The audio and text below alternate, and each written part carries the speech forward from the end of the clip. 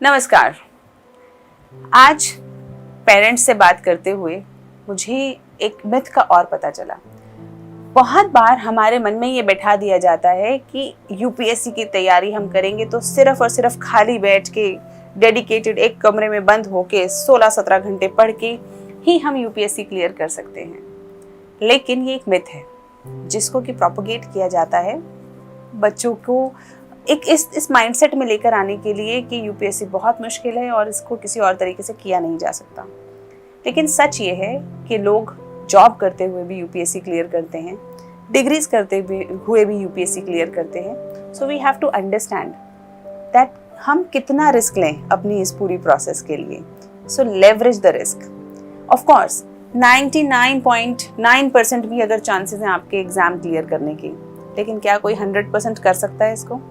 This means चाहे 1% हो, चाहे 0.1% हो, चाहे 0.001% हो, देयर इज अ चांस कि हम कहीं ना कहीं एक रिस्क है तो उस रिस्क को लेवरेज क्यों ना कर लिया जाए, उसे एक कैलकुलेटेड रिस्क में क्यों ना बदल लिया जाए, यानी कि आप साथ में एक डिग्री करें। अब बहुत सारे पेरेंट्स, अब जैसे जो आज पेरेंट्स आए थे उनका सबसे बड़ा कंसर्न क्या था, लेकिन मैम अगर डिग्री करेगा तो सबसे ज़्यादा प्रॉब्लम किस बात की होगी कि वो पढ़ाई पे पूरा ध्यान नहीं दे पाएगा, यूपीएससी पे पूरा ध्यान नहीं दे पाएगा। ट्रस्ट मी, अपने बच्चों से जाके पूछिए कि उन्होंने अपनी ग्रेजुएशन में कितने घंटे पढ़ाई करी अपने एग्जाम से पहले। अक्सर आप पाएंगे कि हफ्ता भर भी नहीं पढ़ते। बहुत सारे बच्चे तो 1 दिन पहले या 2 दिन पहले और कई तो 1 रात पहले पढ़ के एग्जाम देते हैं और पास होते हैं।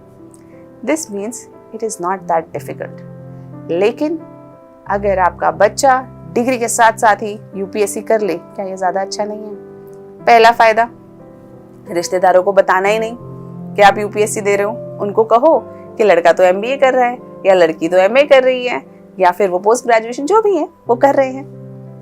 दूसरा, आपके मन में संतुष्टि है कि मैं खाली बैठ के सिर्फ और सिर्फ कॉम्पिटिटिव एग्जाम की तैयारी नहीं कर रहा हूँ या कर रही हूँ, बल्कि साथ में एक डिग्री भी परस्यू कर रहे हैं। थर्ड, आपके आगे की एम्प्लॉयमेंट अपॉर्चुनिटीज बहुत बेहतर हो जाती हैं, क्योंकि आपको ये टेंशन नहीं है कि आप अपने गैप ईयर्स कैसे एक्सप्लेन करोगे, कभी बाय एनी चांस आपको कहीं पे जरूरत पड़े। फोर्थ, सर्विसेज में रहने के दौरान भी आपको फायदा है, क्योंकि बहुत सारी डेप्यूटेशंस के अंदर रिक्वायरमेंट होती है पोस्ट ग्रेजुएशन की या किसी और डिग्री की। तो अगर ऐसी कोई डेप्यूटेशन के लिए आप अप्लाई करते हैं तो आपको फायदा मिलेगा। फिफ्थ, दिमाग में शांति रहेगी, कोई टेंशन नहीं, क्योंकि कहीं ना कहीं आप बहुत सिक्योर हैं अपने फ्यूचर को लेके, दोनों ही तरफ से। तो आपको चूज नहीं करना राजा और रंक के बीच में, जो यूपीएससी की कॉम्पिटिटिव एग्जाम की तैयारी एक चॉइस बन जाती है अक्सर, बल्कि हमें किस चीज में चूज करना है, बहुत बेहतर या बेहतर। तो हमारा रिस्क लेवरेज हो जाता है। इसीलिए तथास्तु का भी पूरा कॉन्सेप्ट ही यही था कि आप बीए के साथ ही अपनी कॉम्पिटिटिव एग्जाम की तैयारी कर लें यूपीएससी की, एमबीए के साथ साथ ही अपनी यूपीएससी की तैयारी कर लीजिए, क्योंकि साल भर वैसे भी पढ़ेंगे, साल भर आप एग्जाम देंगे तो 2 साल में एमबीए क्यों ना कर लें। और पढ़ना कितना है, वही 1-2 दिन एग्जाम से पहले। 4 सेमेस्टर हैं तो क्या 10 दिन पढ़ाई करके आप अपने मन की शांति, सुकून और ये सारे एडवांटेजेस नहीं लेने चाहिए? क्यों बच्चे अभी भी इसी एक मिथ के पीछे भाग रहे हैं कि सिर्फ खाली बैठ के यूपीएससी की तैयारी करेंगे, कुछ और नहीं करेंगे? जितना समय बच्चे ओवरथिंक करने में, गिल्टी होने में, परेशान होने में व्यतीत कर देते हैं, उससे कम में तो डिग्री हो जाएगी। सो बी वाइज, विजडम से काम लीजिए। बहुत सारे बच्चों ने तो फुल टाइम जॉब करके किया है या फुल टाइम डिग्रीज करके भी किया है, but this is not it. ये तो ऑनलाइन डिग्रीज हैं, इसमें तो बहुत ज़्यादा टेंशन भी नहीं है। So be wise, choose a career where you leverage your risk. UPSC is a good exam, but only thing that is a little troublesome is the risk. तो उसको leverage कर लिया, then prepare with an open mind and open heart and be the officer the nation wants. So total idea of तथास्तु was also this कि बच्चा खाली बैठ के कॉम्पिटिटिव एग्जाम की तैयारी ना करे, बल्कि ग्रेजुएशन के दौरान अपनी बीए कंप्लीट करते हुए तथास्तु के साथ, क्योंकि हमने मंगलायतन यूनिवर्सिटी के साथ अपने आप को अलाइन कर रखा है, तो वहाँ से आप अपने ऑनलाइन बीए करते हैं और उसी के पूरे स्ट्रक्चर के साथ हमने यूपीएससी के सिलेबस को फिट कर लिया है इस तरीके से कि आपको मिनिमम मेहनत के साथ मैक्सिमम बेनिफिट हो, यानी कि आप यूपीएससी की तैयारी के साथ साथ ग्रेजुएशन भी कंप्लीट कर ले साथ साथ ही।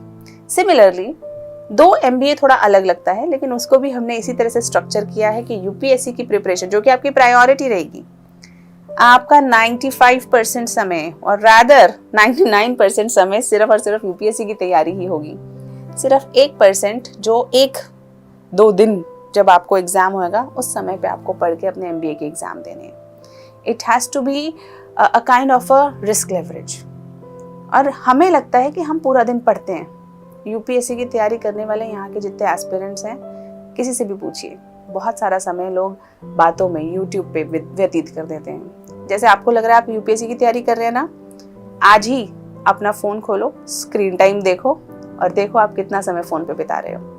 अगर आप 1 घंटे से ऊपर फ़ोन पे बिता रहे हो, यानी कि आप अपना समय वेस्ट कर रहे हो। So utilise your time nicely and leverage your risk.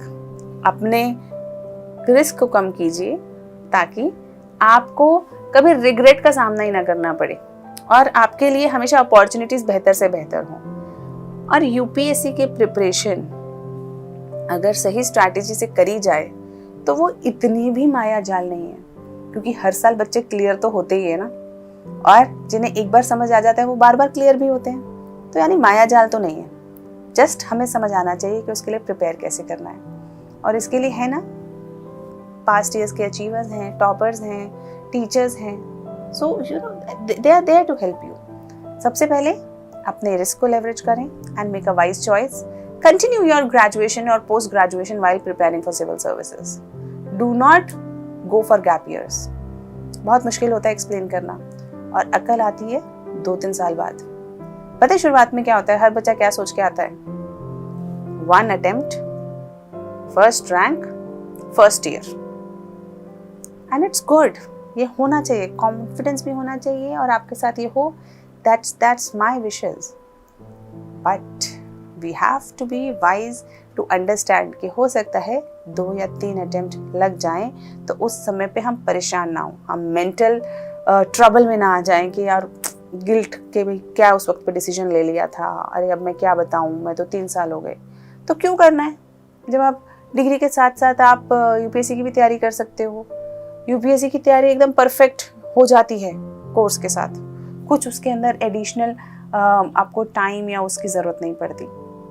मैं आज भी कर रही हूँ एक पोस्ट ग्रेजुएशन, इतना सब करते करते जॉब के साथ भी मैंने LLB कर लिया। तो डिग्री कोर्सेज पीछे चलते रहने चाहिए, इट्स ऑलवेज गुड। डिग्री भी हो गई, एग्ज़ाम तो यूपीएससी का अगर आपने पढ़ लिया तो वैसे ही आप दे देते हो, इतना कोई भारी भरकम एग्ज़ाम हमारे ग्रेजुएशन पोस्ट ग्रेजुएशन का होता ही नहीं है। So best wishes.